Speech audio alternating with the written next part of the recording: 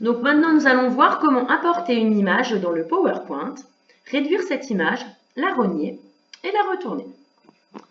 Pour cela, vous ouvrez donc votre PowerPoint.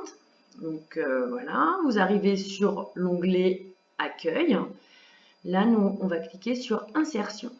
Insertion, on va trouver donc notre onglet Images. On va cliquer dessus et là, on va voir apparaître notre fenêtre avec les images enregistrées sur notre ordinateur. Je choisis une image.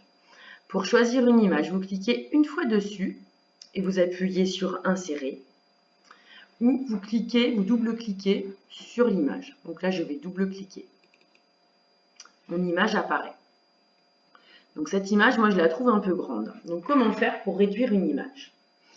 Vous allez venir avec votre curseur de votre souris. Donc là, on a une petite flèche.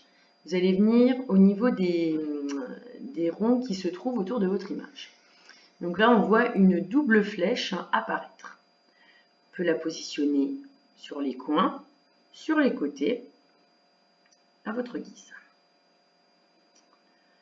Je positionne mon curseur à un endroit et je vais cliquer sur mon curseur à gauche et je garde le doigt appuyé dessus. Ce qui va me permettre de garder mon image sélectionnée et de pouvoir mettre mon curseur vers l'intérieur et réduire mon image. Une fois que vous avez mis l'image à la dimension que vous souhaitez, vous relâchez le clic gauche de votre souris. Votre image apparaît sans surbrillance. Elle est réduite et vous pouvez, en cliquant du gauche, la placer où vous le désirez sur votre page. Ensuite, cette image, sur celle-ci, je voudrais avoir juste la photo du pompier et pas le 112-18.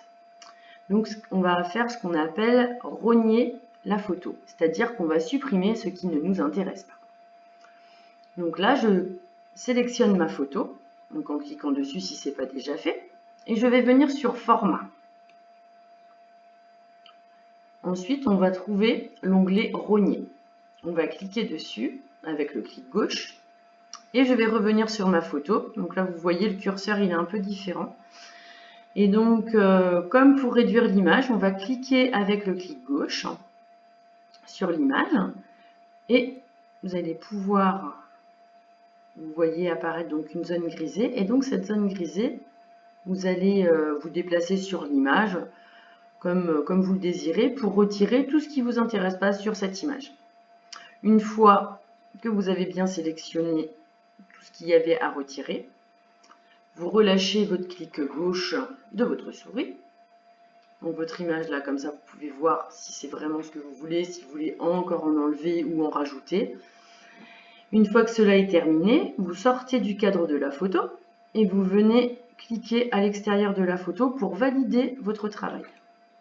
Voilà, donc ma photo apparaît, il n'y a plus les zones grisées, elle est prête à être imprimée si vous le désirez ou être rangée dans vos fichiers. Cette photo, vous pouvez également la retourner.